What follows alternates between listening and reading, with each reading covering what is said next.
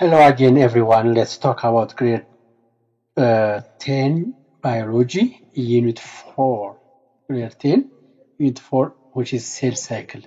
እንደማላችሁ ተማሪዎች ዛሬ ደግሞ የአስረኛ ክፍልን የባዮሎጂ ዩኒት 4 ይዘን ቀርበናል። በዚህ ዩኒት 4 ላይ ዋናው የምናየው ሴል ሳይክል ነው። ሴል ሳይክል ላይ ሶስት ዋና ነገሮች ለማየት እንሞክራለን። አክቹአሊ ሁለት ናቸው። አንደኛው what is cell cycle የሚለውን ለማየት እንሞክራለን። ሴል ሳይክል ምን ማለት ነው የሚለውን ለማየት እንሞክራለን። so cell cycle ምንድነው? how it be defined የሚለውን እናያለን። then we'll talk about cell division. So in cell division we'll talk about only the two main points known as mitosis and meiosis. እነዚህ ሁለት ነገሮችን ለማየት እንሞክራለን። and also the other points we'll see the phase, the steps, how cell division happens.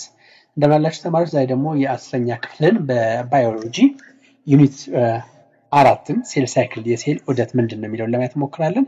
በዚህ ላይ የምናያቸው እንደነ ሴል ዲቪዥን ራሱ ዲፋይን ማድረግ ምንድነው፣ ሴል ዲቪዥን ላይ ምን መካት አለባቸው፣ እና ማይቶሲስ ሚዮሲስ ማለት ነው፣ ሴል ሳይክል ምንድነው የሚለው ነገሮች ለማየት እንሞክራለን። አክቹአሊ ይሄ ፖርሽን ከዚህ ተሰርቶ ነበር፣ ነገር ግን ከግማሽ በኋላ ያለው ድምጽ ስለማይሰማ የግድ ድጋሚ መስራት ስላስፈለገ ድጋሚ ለመስራት ያው እንሞክራለን ማለት ነው። ስለዚህ ሰብስክራይብ ማድረግ ቻናሉን ለጓደኞቻችሁ ሼር በማድረግ ዋትስአፕ፣ ኢሞ፣ ቴሌግራም ግሩፕ ላይ በየትምህርት ቤቶቻችሁ ባሉ በጓደኞቻችሁ ሼር በማድረግ ቻናሉ እንዲያድግ ያላችሁን አስተዋጽኦ እንድታደርጉ እጠይቃለሁ። Let's begin with the first one. What cell cycle is? So what cell cycle is? Let's begin with talking about cell cycle. So cell cycle 4.1 cell cycle is what's known as in Amharic የሴል ዑደት ማለት የህዋስ ዑደት ማለት አንድ ህዋስ ተፈጥሮ አጅቶ እስከሚወገድ ድረስ ምን አይነት ፌዞችን ያልፋል የሚሉትን ለማየት እንሞክራለን ማለት ነው። Before dealing with cell cycle, it is important to refresh your memory about the structure and function, particularly the nucleus where key process of cell reproduction takes place. ያው ሪቫይዝ እናደርገው የሚላችሁ ስለ ኒውክሊየስ የተወሰነ ነገር ማውራት አለበት፣ ሪፍሬሽ እናደርገው የሚላችሁ which is a key process of cell reproduction takes place. ኒውክሊየስ ላይ ኪ ፕሮሰስ የሚከናወነው የሴል ዲቪዥንን የሚጫወተው ኒውክሊየስ ስለሆነ ስለ ኒውክሊየስ ማስተዋወስ ይኖርባችኋል ነው። ታስታውሱ ከሆነ ኒውክሊየስ ላይ it is the central part of a cell ነው። ሴል ውስጥ አሉበት all activity direct የሚያደርገው ኮንትሮል የሚያደርገው it is what the nucleus ነው። እና ስለዚህ ስለ ኒውክሊየስ የተወሰነ ነገር ማስተዋወስ ይኖርባችኋል ነው የሚላችሁ። so the next activity okay you can እዚህ ላይ ብዙ ፖይንቶች የለም ስለ አክቲቪቲ ነው። okay እሱን ልፈው for the same project to participate the presence in your molecules. Actually let's talk ይሄኛው ብዙም እዚህ ጋር የሚጠብቀን ፖርሽን ስለሌለ let's jump it.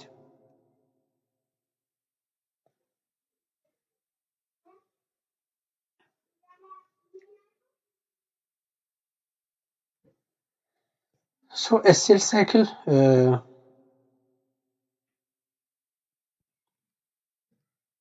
so cell cycle ምንድነው የሚለው a cell cycle let's talk about the cell cycle. cell cycle ምንድነው የሚለው ዲፋይን እናድርገው እስኪ።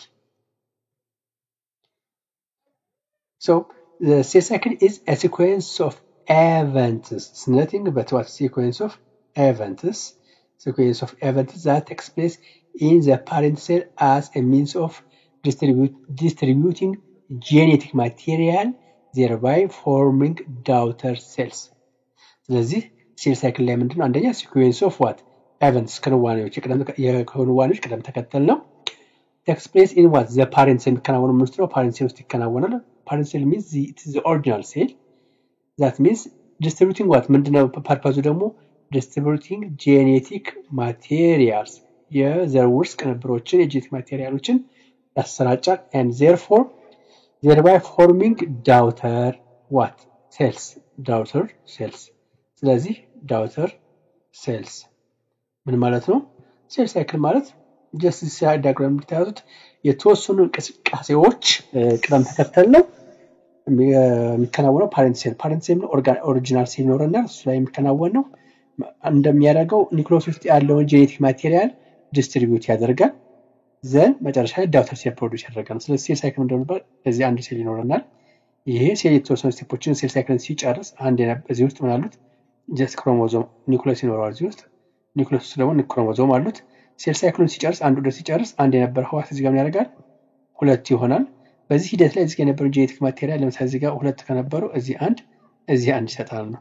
these cells are known as አዲስ የፈጠሩ ሴልስ they are known as daughter cells ብለን እንጠራቸዋለን። whereas የመጀመሪያ የተከፈሉ ሴልስ known as parent cells ብለን እንጠራቸዋለን። ስለዚህ ሴሉ ጀስት ሽንኩርት እንደሚከተፍ ክትፍ ብሎ አይደለም እንግዲህ ራሱ ይሄ ምን አለው ኤቨንቶች አሉ ነው ሲኩዌንሶች አሉ። ስለዚህ ይሄን ሴል ብለን እንጠራዋለን ሴል ሳይክል ነው። ስለዚህ there are two main division of cell cycle ሴል ሳይክል ሁለት ሜል ዲቪዥኖች አሉ። አንደኛ ኢንተርፌዝ ነው፣ ሁለተኛው ደግሞ ሴል ዲቪዥን ነው። ስለዚህ ሴል ሳይክል ሁለት ዋና መሰረቶች አሉ። the first one known as the interphase ሁለተኛው ደግሞ ሴል ዲቪዥን ፌዝ ብለን በሁለት እንከፍላቸዋለን ነው።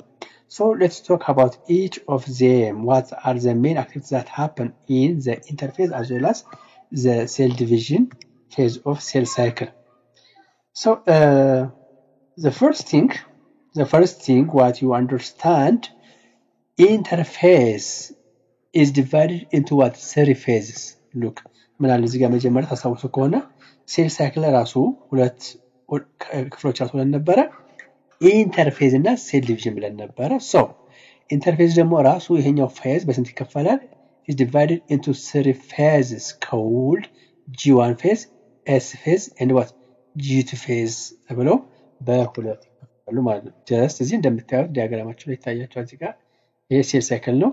ስለዚህ G1 phase here, S phase here and G2 phase here. These are known as the interphase ብለን የምንጠራው ይሄንን ነው ማለት ነው።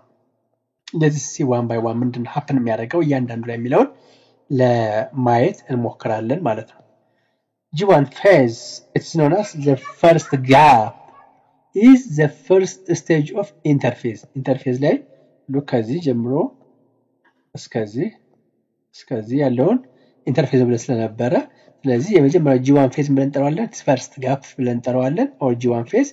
this is the first stage of what interphase.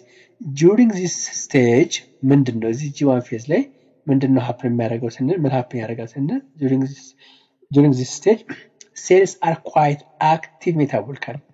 ሴሎቹ እዚህ G phase ላይ ሴሎቹ ራሳቸውን ወደ ክፍል ለማስገባት በጣም አክቲቭ የሚሆኑበት ሜታቦሊካሊ what active ይሆናሉ ማለት ነው። they accumulate the building blocks of what chromosomal DNA. they accumulate the building blocks of chromosomal DNA. DNA ተከፍሎ በኋላ ክሮሞዞም ሲከፈል ስንል DNA ስለሆነ DNAውን ሊከፈልበት እና ሊሰራበት የሚችለውን building blocks ብሎ DNA ሊሰራበት የሚችላቸውን ብሎኮች ያሰባስባል ነው። ምን ማለት ነው ብሎኮ DNA የሚሰራው ታስታውሱ ከሆነ DNA means deoxyribonucleic acid ማለት ነው። deoxyribonucleic acid ነው። ስለዚህ ይሄ የሚሰራው ከምንድነው ፔንቶስ ሹገር የሚባል በውስጡ ሹገር ይይዛል and also እንደነ አዴናይን ታይሚን የተባሉ ቤዞችን ይይዛል and also phosphate ግሩፖችን ይይዛል። ስለዚህ ለዚህ ስለሚያስፈልጉት ኮምፓውንዶች ያደርጋል ማለት ነው። G1 phase ላይ accumulate ያደርጋል ያከማቻል ማለት ነው። and also ከአኩሙሌት ተጨማሪ and the associated proteins ለዲኤንኤ ስራ የሚያስፈልጉት ክሮሞዞማል ሌሎች ማቴሪያሎች ብሎኮች ሌሎች ማቴሪያሎችንና ፕሮቲኖችን አብሮ ያሰባስባል as well as store sufficient energy reserves. ስለዚህ sufficient energy reserves ምን ያደርጋል ያከማቻል። የሚቀጥለው የሚያገለግለው ኤነርጂ ያከማቻል ነው to complete the task of replicating each chromosome in the nucleus. ስለዚህ G1 phase ላይ የመጀመሪያው ፌዝ ነው ብለናል። ሶስት መሰረታዊ ነገሮች እዚህ ጋር ይከናወናሉ ብለን ነበረ። አንደኛው accumulating building blocks of what DNA የሚሰራበት ማቴሪያሎችን እንደነ ቤዝ እንደነ ሹገር ታሰሩትን ኤንድ ኦፍ ፎስፎረስ ያሰባስባል። accumulate chromosomal DNA ብሎኮች ያሰባስባል። ሁለተኛው ፕሮቲኖችን ያሰባስባል። ሶስተኛው ደግሞ ለቀጣይ ስራ የሚያስፈልገውን ኢነርጂ ሪዘርቭ ያዘጋጃል ማለት ነው። this is known as the G1 phase ብለን እንጠራዋለን። next to G1 phase it goes to the second phase of interphase known as S phase. ወደ S phase ሄዳ S phase is known as the synthesis of DNA ተብሎ ይታወቃል። is the stage of DNA replication or what synthesis ተብሎ synthesis ተብሎ ማለት ነው።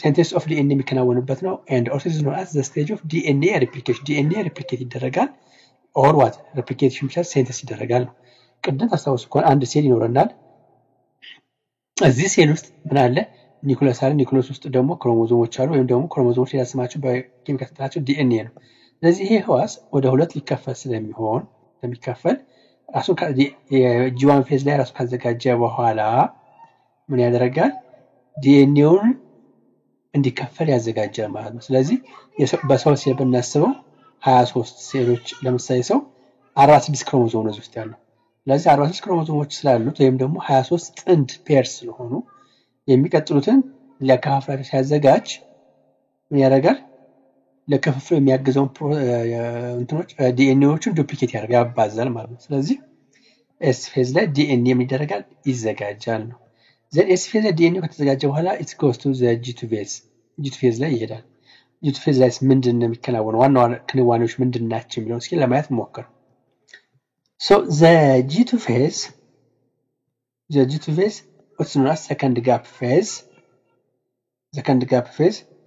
it is the stage where the cell replenishes its energy stores and synthesizes proteins necessary for chromosome manipulation and movement look second phase is the stage where cell replenish its what energy stores ምን ያደርጋል ማለት ነው ሪፕሌኒሽ ማለት ማደስ መተካት ማለት ነው ሉክ ታስታውሱ ከሆነ G1 ፌዝ ላይ ኤነርጂ ሪዘርቭ አዘጋጅቶ ነበር ስለዚህ ይሄን ፕሮሰስ ጨርሶ ወደዚህኛው ሲሄድ ያለው ኤነርጂ ስለሚጠቀም G2 ፌዝ ላይ ሲገባ ምን ያደርጋል ያባከነውን ኤነርጂ ሪፕሌኒሽ ያደርጋል the cell replenishes what it is energy stores እዚህ አካባቢ G1 ላይ አካባቢ የነበረው ኤነርጂ ኦሬዲ ለዚህ ፕሮሰስ ተጠቀመበት የተወሰነ ኤነርጂ ስለሚባከነበት ያን ኤነርጂ የሚያደርጋል G2 ፌዝ ላይ ምን ያደርጋል ማለት ነው ሪፕሌኒሽ ያደርጋል ያድሳል ወይም ደግሞ እንደገና ያዘጋጃል ማለት ነው and also synthesizes protein ያዘጋጃል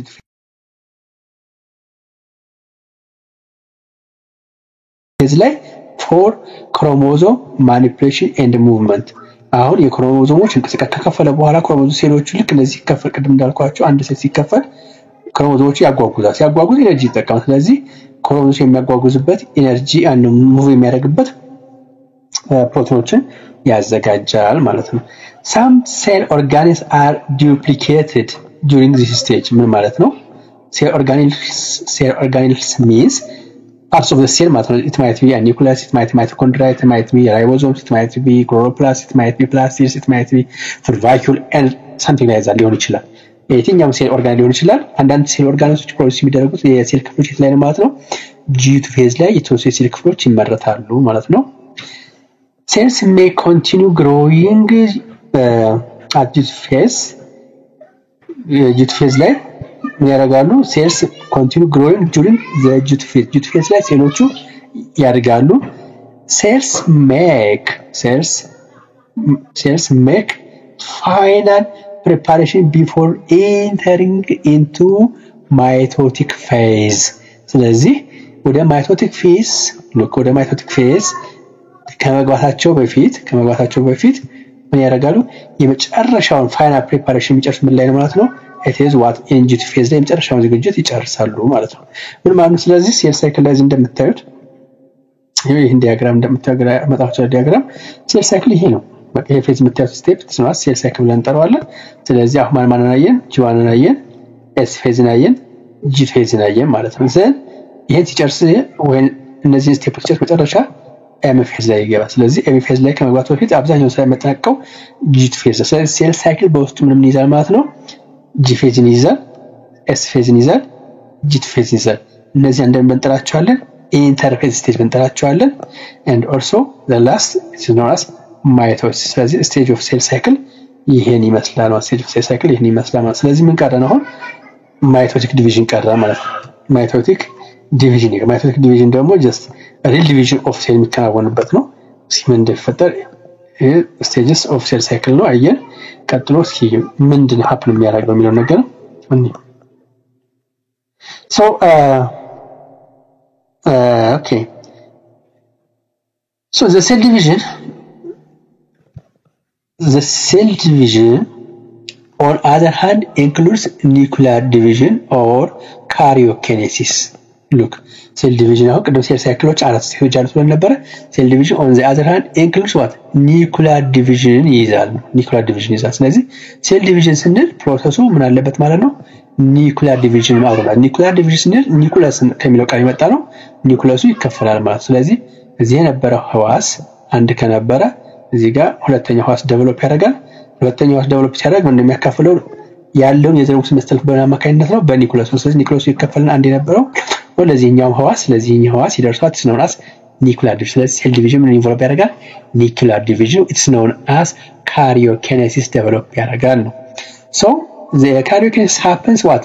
in mitosis or M stage ላይ happen የሚያደርገው ማለት ነው። ኒኩለሱ የሚከፈለው M stage ወይም ደግሞ ማይቶሲስ ላይ ነው ማለት ነው። just ሳይክላቸው ታስታውሱ ከሆነ G1 phase, S phase, G2 phase እና M phase ብለን ነበረ. followed by cytoplasmic division known as cytokinesis. ስለዚህ ሴል ዲቪዥን look ሴል ዲቪዥን ሁለት ስቴፖች አሉት ማለት ነው። ጠቅላላ አጋጥናቸው አንደኛው ካሪዮኪኔሲስ ነው። ካሪዮኪኔሲስ ስንል ኒኩለሱ ይከፈላል ነው። ሁለተኛው ደግሞ ሳይቶኪኔሲስ ነው። ሳይቶኪኔሲስ ስንል ሳይቶፕላዝሙ ህዋሱ እንዳለ ይከፈላል ያለው ፖርሽን ነው። በሴል ቲዮሪ ህግ ሴል ሁለት ዋና ክፍሎች ናቸው፣ ሳይቶፕላዝም እና ኒኩለስ ናቸው። ስለዚህ እዚህ ጋር ኒኩለስ ይኖራል እንበል አስዩም ዛት ከኒኩለስ ውስጥ ያው እዚህ ጋር እንደ ማይቶኮንድሪያ፣ ራሲስ፣ ፉልባርኪዩል፣ ራይቦዞምስ፣ ጎልጂ ኮምፕሌክስ፣ ሳንቲል ላይ ሊኖሩ ይችላሉ። መጨረሻ ላይ ህዋስ ሲከፈል እንደሚያደርገው ይሄ ህዋስ ኒኩለሶችን ዴቨሎፕ ካደረገ በኋላ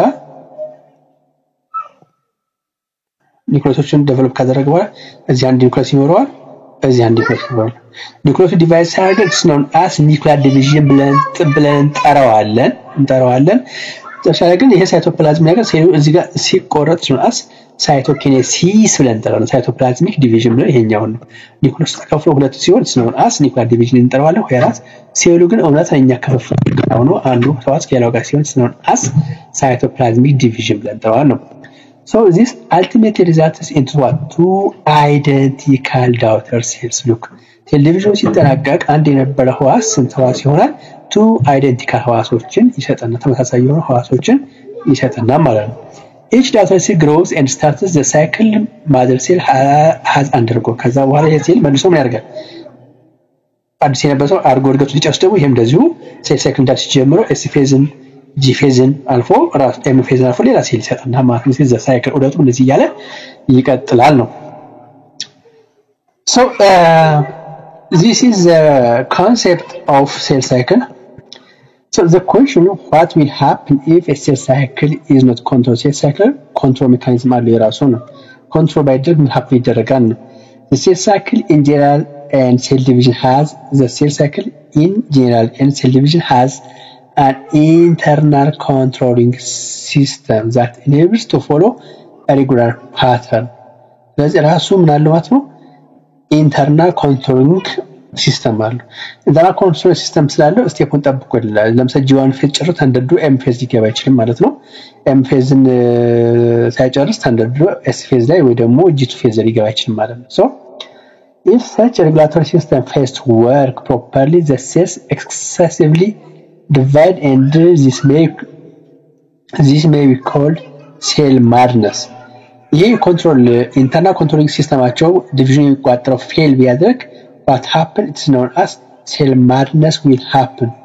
የሴል እብደት ወይም ደግሞ ማድማት እብደት ነው ይፈጠራል ነው። so cancer will occur as a failure of this control system. ስለዚህ ካንሰር ሊያደርግ ይችላል ዴቨሎፕ ሊያደርግ ይችላል። ሴሎቹ ከሚገባው በላይ ዝም በሚከፋፈሉ ከሆነ የሴል ካንሰር ተብሎ የሚጠራው በሽታ ሊያመጡ ይችላል ወይም ደግሞ ሴል ካንሰር ዴቨሎፕ ሊደረግ ይችላል ይፈጥራሉ ነው።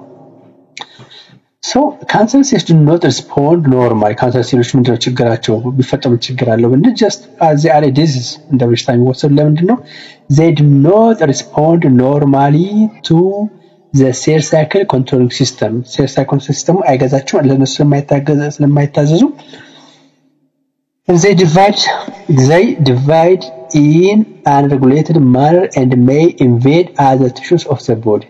ሴሎቹ እጅግ በጣም ስለሚበዙ ሌሎች ህዋሳት ለምሳሌ ቀይ ደም ህዋሶች ብቻ የሚበዙ ከሆነ ወይ ደግሞ ነጭ የደም ሕዋስ ብቻ የሚበዙ ከሆነ ሌሎች ሕዋሶች አሁን ነጭ የደም ሕዋስ ቢበዙ እንደሚፈጠሩ ለምሳሌ ነጭ የደም ሕዋስ በሽታ ለመከላከል ነው የሚያስፈልጉት ወይራስ በሴል ዲቪዥን ቢዛባ ምን ያደርጋሉ ኤክስትሪም ቁጥራቸው ሰውነታቸው ውስጥ ይበዛል ኤክስትሪም ሰውነታቸው ሲበዛ ምንድን ያደርጋሉ ሴልስ ነጭ ደም ሕዋሳቱ ዋይት ብለድ ሴሎች ምን ያደርጋሉ ቀይ የደም ሕዋሳቱን ይመገባሉ ስለዚህ ቀይ የደም ሕዋስ አይኖርም ወይም ደግሞ የደም ካንሰር ይዘናል ስለዚህ ይሄ ኮንትሮሊንግ ሜካኒዝም በጣም ኢምፖርታንት ነው ማለት ነው ኢምፖርታንት በጣም ጠቃሚ ነው so in next class we will talk about the cell division